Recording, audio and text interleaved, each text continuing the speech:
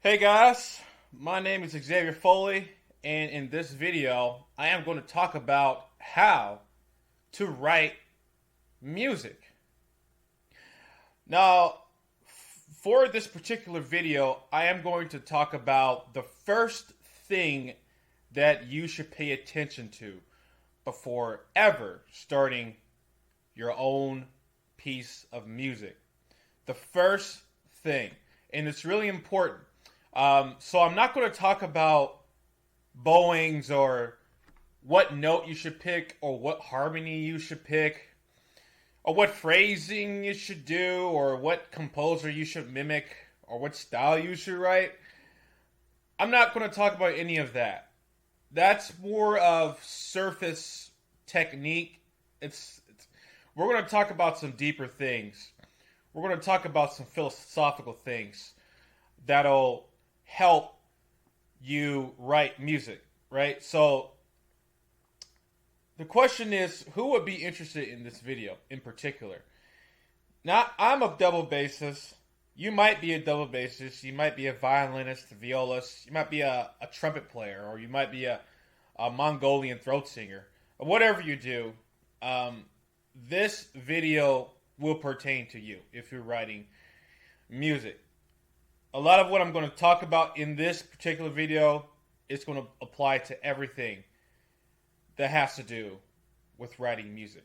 Okay, so what is the one thing I want you to take away from this video?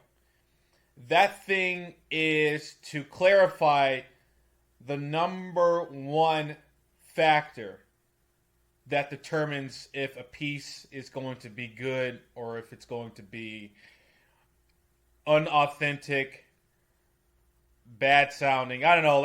I know this is all subjective, but the one key factor that determines whether the piece that the audience listens to is a real, it's if it sells or if it doesn't sell, right? The key factor as to whether or not a piece sells or doesn't sell, and that's really what I'm really saying is whether or not a piece sounds good or not. However you want to define a good piece or a bad piece, that's up to you. But anyways, so the number one factor is fear. I'm serious. It has nothing to do with this note here. It has nothing to do with this note here or this bowing here. It has to do with fear. Now, why do I bring up the word fear? Fear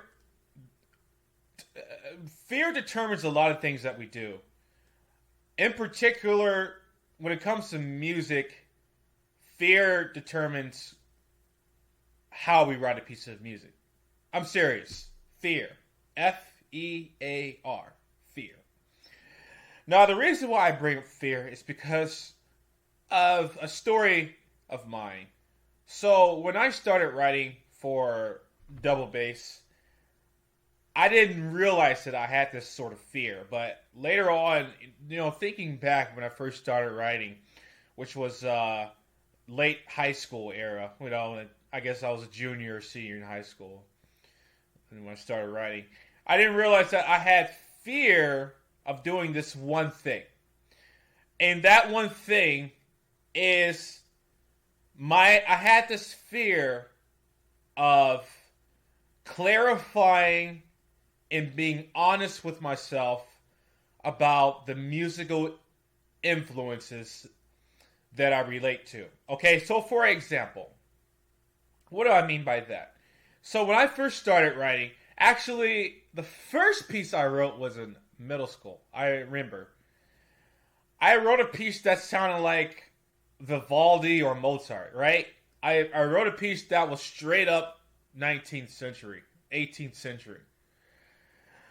And the reason why I did this was because I had this fear that I didn't know about, which is the fear of writing music that I identify with, right? So, honestly, the music back then in middle school that I really identified with and that I truly understood and I truly was passionate about was video game music. Yes, video game music. So, a little bit about me. When I grew up, I played a lot of video games, and one of the games that I played that you probably have heard of, it's probably not the most, uh, the I was probably not the most proudest thing I've ever done in my life, but I used to spend up to 4 to 5 hours playing this game called World of Warcraft. World of Warcraft. Yep, I used to play this game a lot, and you know what happened?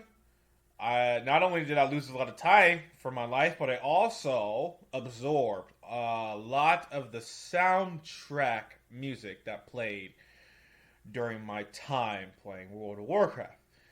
So you can imagine all the hours. Let's say if I spent, sadly enough, probably 2 to 3 thousand hours playing this game. In parallel, I also absorbed 2 to 3 thousand hours of World of Warcraft music. So, to be frank, one of my influences that, and you hear this when you hear my compositions, is you will hear me writing a lot of music that relates to my time playing World of Warcraft. So you will hear a lot of World of Warcraft music. For example, some of you World of Warcraft nerds may remember Durator. That's the starting area for the Horde, which is it's just a faction. Right. Another influence I had was Irish music, which hence why I'm showing you this piece called Irish Fantasy. Irish Fantasy comes from not only the folk song by Turlough O'Carolan, but it was also the soundtrack that played on this PC game called Fate, which is another game I spent probably thousands of hours on. And so that explains why Irish music is a strong influencer. So, actually, how about this? Let me play this song for you.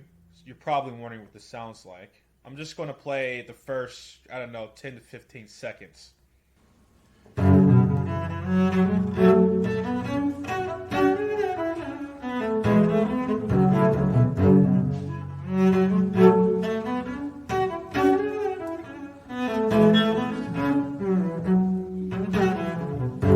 And then it repeats. So that's the Irish Fantasy. This particular piece I'm most proud of. And if it wasn't for me getting past that fear of actually writing music that, is part of my history, then this piece would not have existed. I mean, I'm telling you, this comes from a video game. This comes from a video game soundtrack. I mean, how embarrassing is that, right? I could have just wrote something like what everybody else is writing, which is modern music that doesn't really, in my honest, humble opinion, doesn't really make sense for the average listener. I'm just being honest. That's my opinion of that kind of music. But, I probably would have wrote something like that. I probably maybe would have written something again that sounds 18th century romantic. But, I decided, you know what? I don't care if the music I'm writing is something that I've listened to in the car as a kid, which another example is I listened to a lot of rhythm and blues music, or AKA R&B music from Usher, Kanye, West, these kinds of, Drake, that kind of music influences me, and I let that pass through. Hence why the compositions I write today sound like that. And people even go as far as to say it's original work, which really is just a compilation of music that I bring to the table for my history.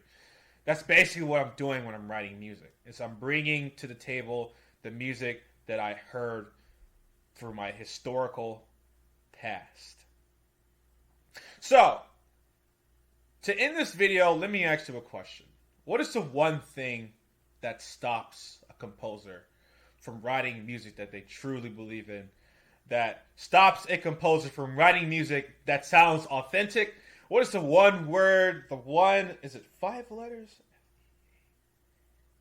The 4-letter word. What is the 4-letter word that determines if a piece sells or doesn't sell? If you paid attention to this video, you know the answer.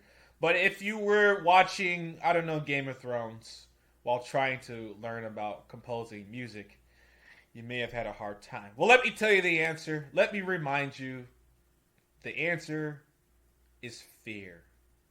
Yes, folks, don't let fear of writing music that you really identify with get in the way. Don't be like everybody else. As hard as it is not to, because of the fact that we're such social creatures and we like to do what others are doing, to be the composer that stands out, you must write, you must create that which is part of your personal and unique history. That defines whether the piece you write is authentic or fake. Fake. Guys, I hope you enjoyed this video. If you're a bass player and you want this piece of music, you want to work on it, you can buy it from my website. Let me show you. Let me transition there. You can actually buy this piece from my website and you can analyze it yourself. If you don't want to, that's fine. I'll make more videos like this. Also, if you want a lesson with me, go to contact. And hey, listen here. I am thinking about doing free lessons. No more paid. And if you are someone who's done a lesson with me and you paid, I'll refund you. If you really want a refund, I will refund you. The reason being, I want to create more content that helps other bass players that, probably they can't come to America maybe, or they can't afford lessons from, professional bass players. If you like the way I perform and you want to lesson with me and if you want to learn more from me, then I can create that content by recording lessons. So if you want to lesson with me, if you really want a lesson, if you want it for free, fill out this form, fill out your name. Let's say your name is James Hillian. Your email is james.hillian@gmail. Your phone number can be anything. I don't really need your phone number, and say, hey, Xavier, can I get that free lesson? And you just click that send button. I will get it on my phone. Trust me, I will get it. I will see it. It'll wake me up in the middle of the night. If you want a free lesson, just fill out this form. Don't be scared. Don't let fear get in the way. Anyways, I hope you enjoyed this video. I hope this video served some kind of value. And stay tuned for more. Take care.